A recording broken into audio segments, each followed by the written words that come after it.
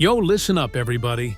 I absolutely need to tell you about what went down yesterday on NBA Today because it was genuinely one of the most revealing and strategically fascinating discussions about the New York Knicks' trade deadline plans and the explosive possibility of them pursuing Bobby Portis from the Milwaukee Bucks that I've witnessed all season long. And I'm not exaggerating when I say that Malika Andrews, Brian Windhorst, Kendrick Perkins, Richard Jefferson, and the entire panel spent nearly 4 hours meticulously dissecting the breaking news from New York Post insider Stefan Bondy, confirming that Precious Achiuwa is the most likely Knicks player to be traded by the February deadline.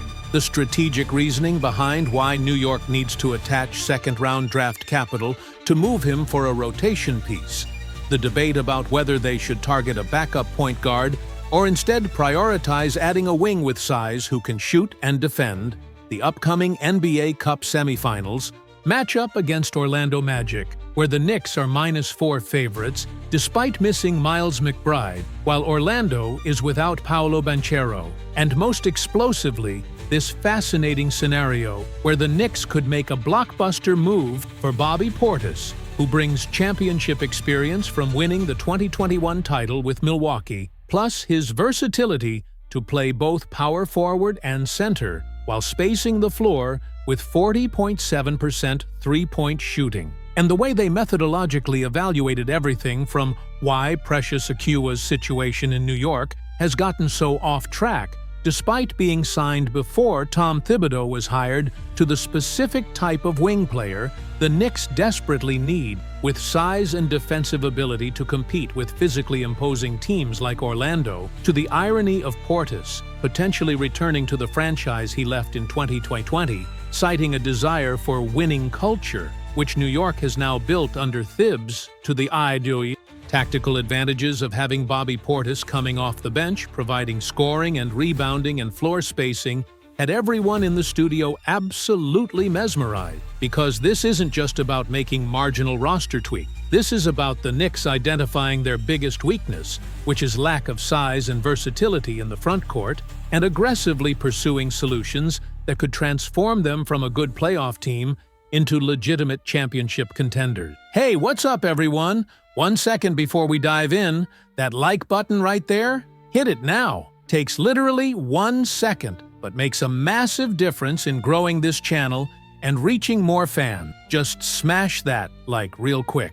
Every like pushes this video further, so do me that favor right now. So NBA Today opens, and Malika Andrews has this absolutely urgent intensity, like she's about to break exclusive information that will fundamentally change how we view the Knicks' trade deadline strategy. And Malika immediately establishes that multiple reports have already confirmed the Knicks will make a move at the trade deadline. But the question everyone wants answered is who specifically is on the trading block. And Malika reads directly from Stefan Bondy's reporting with the New York Post, explaining that if he were listing the Knicks most likely to be dealt before the February trade deadline, the French native Precious Achiuwa is probably number 1 on that list, not because he'd bring back significant value, but quite the opposite actually. Rather because his situation in New York has gotten so off track that moving him makes sense for both the organization and the player himself. Brian Windhorst, who's been covering the NBA for decades, immediately jumps in, providing crucial context about what went wrong with the Precious Achiuwa experiment in New York. And Windhorst explains that Achiuwa was signed with the Knicks before Tom Thibodeau was hired, so it's certainly not all on the player. It's just been a fundamentally bad fit from the beginning. And Windhorst reads more from Bondy's reporting, explaining that if there's no resurgence between December 15th, when players become trade eligible, and February 6th, which is the trade deadline, the Knicks would be better off attaching second-round draft capital to Achiuwa in order to acquire a rotation piece that actually fits their system and helps them win games.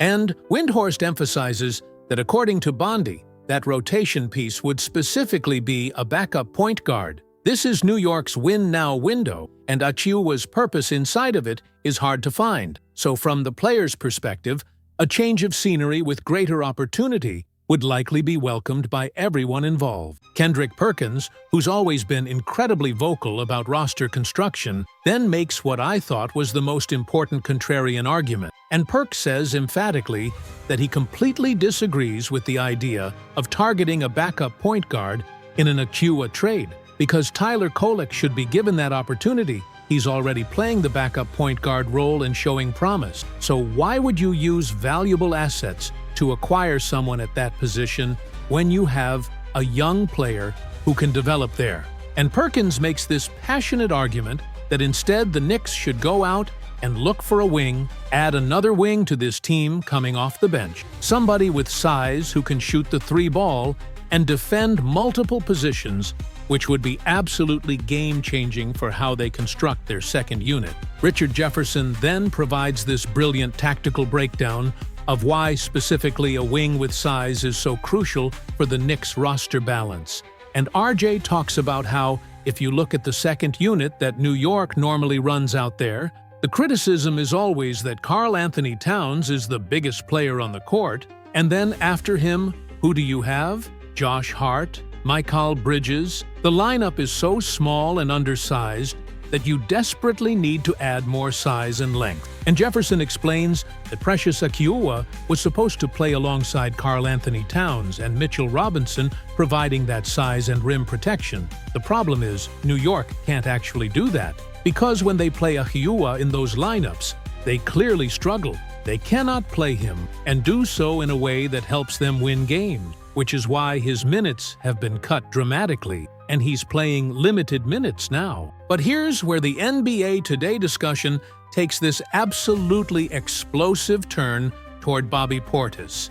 And Malika Andrews introduces the possibility of the New York Knicks making a blockbuster move to acquire Bobby Portis from the Milwaukee Bucks, to add that versatile front court player who can space the floor, provide championship experience, and energize the Madison Square Garden crowd with his intensity and passion. And Malika gets really excited, explaining that Bobby Portis brings everything the Knicks need, starting with his championship pedigree, having won the 2021 NBA title with Milwaukee, which means he has that winning mentality and playoff experience that's invaluable during high-pressure situations. And throughout the rest of the segment, Malika repeatedly emphasizes Bobby Portis could be the missing piece. When you talk about Bobby Portis, you're talking about a proven winner. Bobby Portis gives them exactly what they're missing. Dirty. Brian Windhorst then provides this fascinating historical context about Bobby Portis's previous tenure with the Knicks. And Windhorst explains that Portis actually played for New York during the 2019-2020 season, but left that summer citing a desire for winning culture when he signed with Milwaukee. And the irony now is that the Knicks have completely transformed their culture under Tom Thibodeau, building one of the best organizations in the Eastern Conference. And Windhorst makes this observation that while that past history of Portis leaving New York could be a potential complication, the reality is the Knicks are in a completely different place now than they were 5 years ago. They're legitimate championship contenders with a winning culture established. So if anything, Portis should be eager to return, knowing he'd be joining exactly the type of competitive environment he was seeking when he originally departed. Kendrick Perkins then gets really animated, talking about Bobby Portis's versatility and why it's so valuable in modern NBA basketball. And Perk explains that Portis can play both power forward and center, offering tremendous tactical flexibility to Tom Thibodeau, who loves having multiple lineup options. And Perkins reads the shooting numbers, showing Portis hit 47% from three-point range during the 2023-24 season, which is elite floor spacing for a big man. And throughout the discussion, Perk keeps saying, Bobby Portis changes everything. Bobby Portis gives you that size and shooting. Bobby Portis is exactly what they need. And Perkins emphasizes that Portis's ability to space the floor with three-point shooting while also being physical inside and crashing the boards makes him incredibly valuable in the modern game, where you need bigs who can do multiple things rather than being one-dimensional post player. Richard Jefferson then makes what I thought was the most compelling tactical argument about how Bobby Portis specifically addresses the Knicks' biggest weakness. And RJ talks about how, if you look at the upcoming NBA Cup semifinals matchup against Orlando Magic, it perfectly highlights why New York needs someone like Bobby Portis. And Jefferson explains that when the Magic are fully healthy, they have so much size with players like Wendell Carter Jr. and Goga Bitadze, and even wings like Franz Wagner and Paolo Banchero, who are 6'10" and bigger. They make the Knicks look small and undersized, which is a massive problem. And RJ says repeatedly, Bobby Portis gives them that size. Bobby Portis allows them to match up physically. Bobby Portis is the answer to their size problem, emphasizing that adding someone who can play both front court positions while providing physicality and length would completely change how the Knicks match up against bigger, more physical teams. Malika Andrews then addresses the potential motivations from Milwaukee's perspective for why they might actually be willing to trade Bobby Portis despite him being such a valuable rotation player. And Malika explains that the Bucks might be looking for a different defensive profile or a more traditional rim-protecting center to pair with Giannis Antetokounmpo and Brook Lopez. Or they might want to acquire other pieces that fit better with their immediate championship window need. And Malika talks about how Bobby Portis is a valuable asset with a manageable contract. So Milwaukee could negotiate him to acquire guards or wings or other positions where they have greater needs. And she mentions the salary cap complications with the second apron luxury tax rule, where teams like the Bucks that are deep into the tax have very limited flexibility. So trading Portis might help them maneuver within those financial constraints while still improving their roster in other areas. Brian Windhorst then provides this really important context about what the Knicks would likely have to give up to acquire Bobby Portis.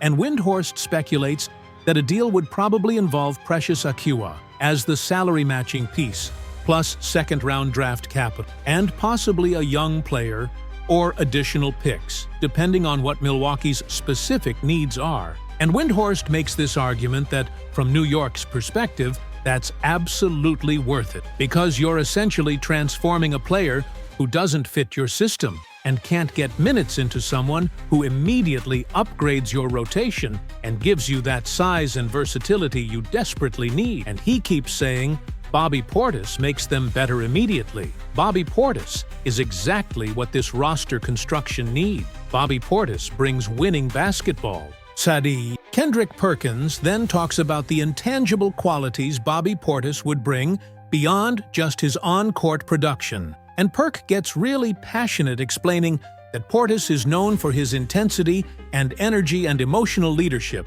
He's the type of player who fires up teammates and gets the crowd involved and plays with maximum effort every single possession. And Perkins makes this argument that Madison Square Garden fans would absolutely love Bobby Portis because he plays with that blue-collar work ethic and hustle that New York basketball fans value so much. And having that type of energizer coming off the bench could be incredibly valuable, especially during playoff series when momentum swings and emotional energy can determine outcomes.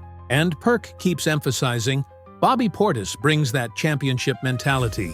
Bobby Portis knows what it takes to win at the highest level. Bobby Portis would be beloved at MSG. Richard Jefferson then shifts focus to the Orlando Magic matchup coming up in the NBA Cup semifinal. And RJ talks about how FanDuel has the Knicks as -4 for your free benefits, 1-4 favorites, despite the fact that New York will be missing Miles McBride, who's been crucial coming off the bench, while Orlando is without Paolo Banchero, their best player. And Jefferson makes this observation that the game isn't going to be easy even with Banchero out, because the Magic aren't going to make excuses, and the Knicks better not make any excuses either. They've told everyone who will listen that this NBA Cup matters to them, and they want to win it all. So if that's genuinely the case, then it's next man up mentality, and you execute with the players you have available. And RJ talks about how Orlando has dominated the Knicks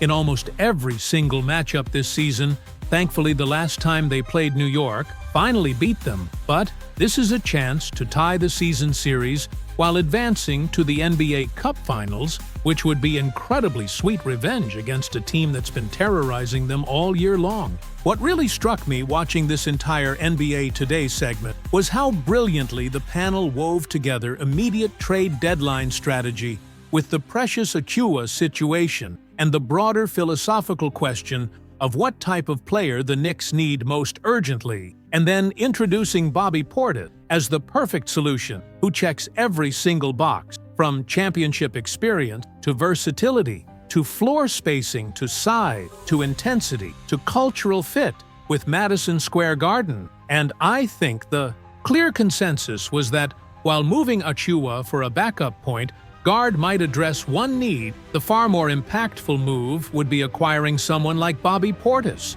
who fundamentally transforms the roster construction, giving them the size and physical presence to compete with teams like Orlando and Milwaukee and Boston that have dominated them with length and physicality. And if the Knicks can execute that type of trade before the February deadline, while also winning the NBA Cup by beating Orlando this Saturday, they'd be positioning themselves as one of the most dangerous teams in the Eastern Conference, with all the pieces needed for a legitimate championship run.